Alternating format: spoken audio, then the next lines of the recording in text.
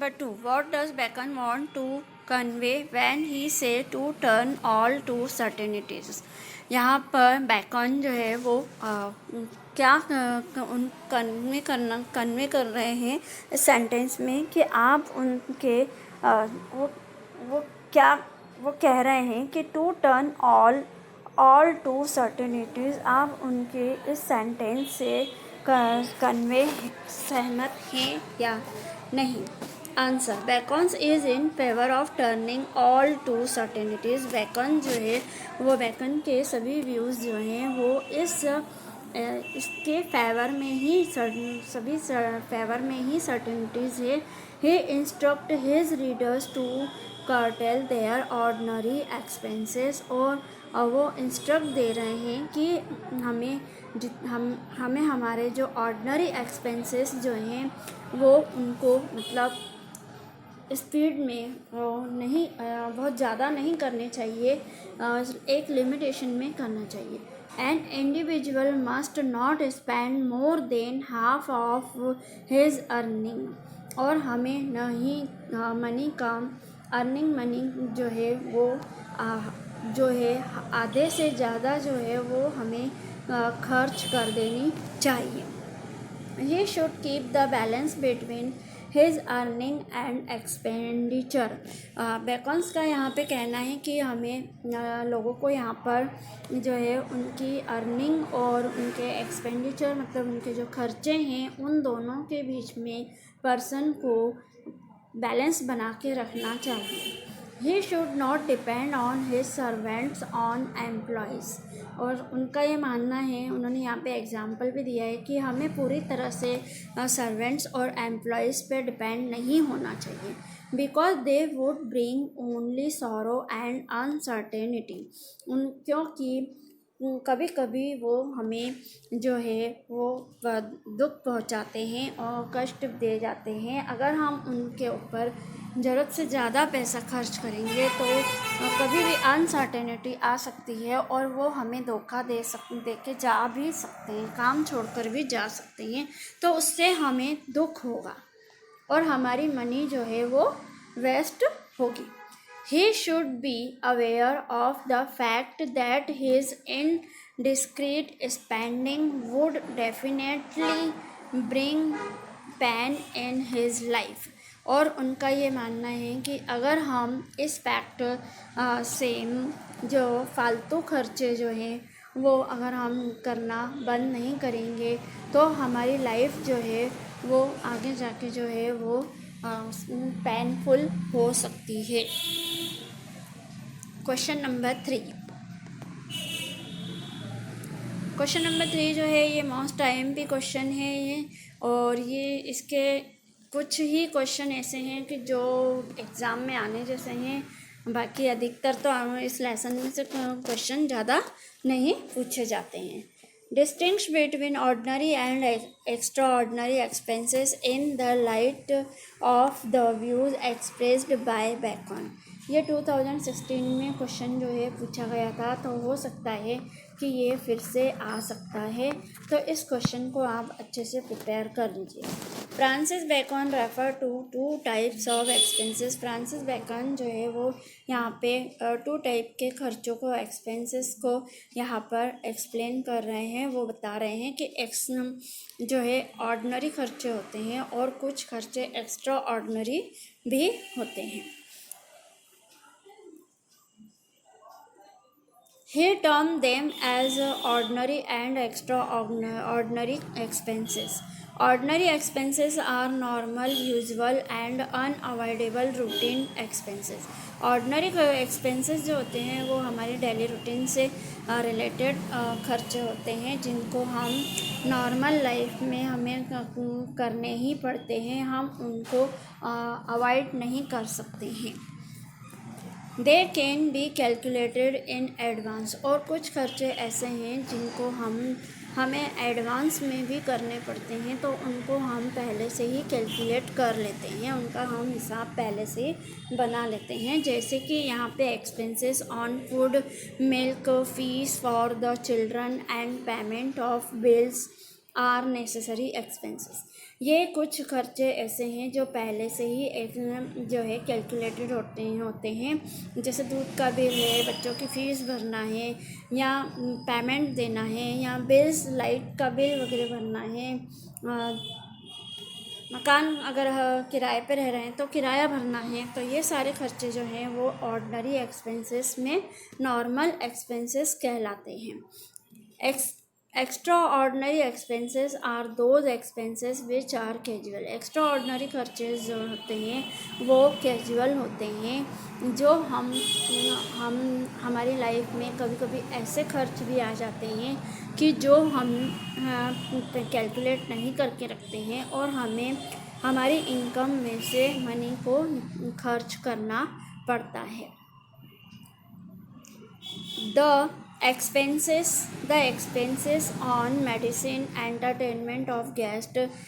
जैसे कि अगर घर में कोई अगर बीमार पड़ जाता है या क्या बीमार पड़ जाता है, अचानक उसको हॉस्पिटलाइज करना पड़ता है, या फिर उसको घर पर ही मेडिसिन्स ट्रीटमेंट वगैरह चल रहा होता है तो मेडिसिन्स वगैरह लाकर देनी पड़ती है। एंटरटेनमेंट के लिए गेस्ट अगर आ जाते हैं, उनके एंटरटेनमेंट के लिए मूवी वगैरह दिखाना, या फिर उनको कहीं घुमाने लेकर जाना, बच्चों को मोबाइल्स वगैरह लेके देना, ये सारे खर्चे जो हैं वो हमारे एक्स्ट्रा ऑर्डिनरी खर्चे होते हैं। और परचेस ऑफ फैशन आइटम्स ख़रीदना, ये सारे जो हैं वो इस एक्स्ट्रा ऑर्डिनरी कैटेगरी में रखे गए हैं। तो आई होप कि दिस वीडियो आपको अच्छा लगा होगा। तो आप मेरे वीडियो को लाइक कीजिए, शेयर कीजिए, सब्सक्राइब ज़रूर कीजिए। How far question number 5, how far are the views of Bacon relevant to the present time. Bacon ने यहाँ पे प्रेजेंट टाइम के लिए मनी से रिलेटेड मनी से रिलेटेड यहाँ पे व्यूज़ दिए हुए हैं और उनके आंसर्स यहाँ पे आपको नोट करना। IMP क्वेश्चन है, ये आप बिल्कुल अच्छे से कर लीजिए क्योंकि जो एग्ज़ाम में बिल्कुल आएगा ही, और इसके बहुत ही कम क्वेश्चंस आने वाले हैं। तो इसलिए आप इस चैप्टर में से जो इम्पॉर्टेंट क्वेश्चन है वो बिल्कुल अच्छे से कर लीजिए।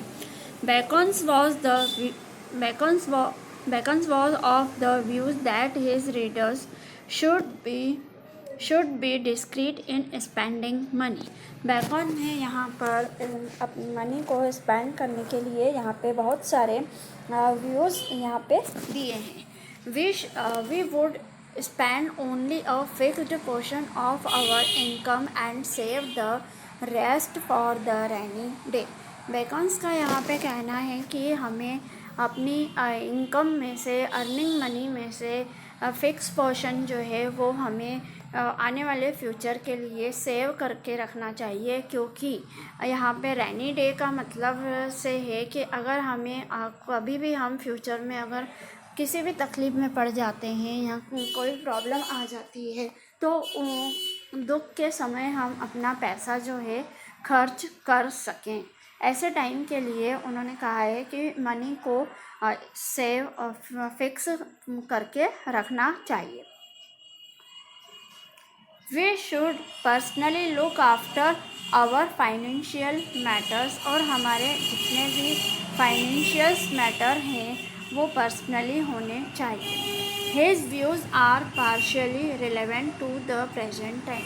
ये बेकन्स के ये सभी व्यू जो हैं आज प्रेजेंट टाइम के से रिलेवेंट ही है, क्योंकि बेकन्स का जो व्यूज़ थे वो सारे प्रेजेंट टाइम में फिक्स प्रेजेंट टाइम के लिए बिल्कुल ट्रू हो रहे हैं। आज के समय में पैसा कमाना क्योंकि बहुत ज़्यादा ही कठिन हो गया है। और अभी तो आपको फ्रेश एग्जाम्पल अभी तो आपको बिल्कुल अच्छे से पता ही होगा कि कोरोना काल के कारण हमारे देश में जब लॉकडाउन लगा था तो और इकोनॉमिकली कंडीशन जो है वो सभी के बिगड़ गई थी।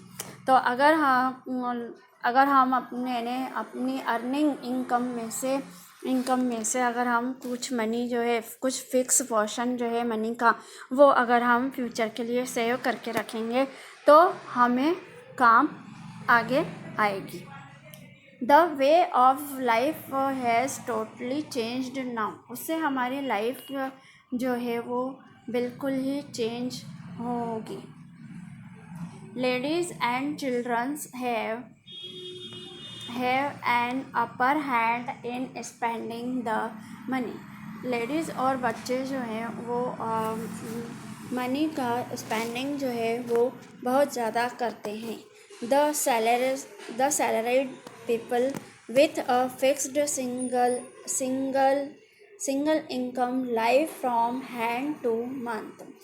जब कि अगर हस्बैंड या वाइफ दोनों में से किसी एक पर्सन की इनकम जो है वो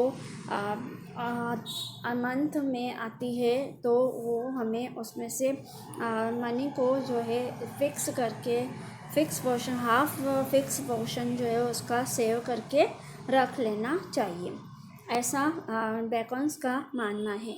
therefore the question of saving money is a silly thought in the present scenario.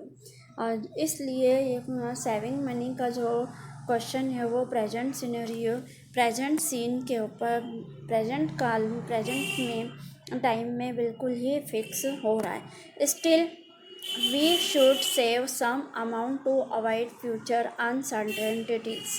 इसका मतलब ये है कि बेकॉन्स का ये मानना है कि अगर हमारे फ्यूचर में कुछ अनसर्टेनिटीज़ आ जाती है तो हमारी मनी में से कुछ मनी जो है, मनी अमाउंट जो है वो सेव होनी चाहिए, और वो भी बहुत ज़्यादा ही ज़रूरी है।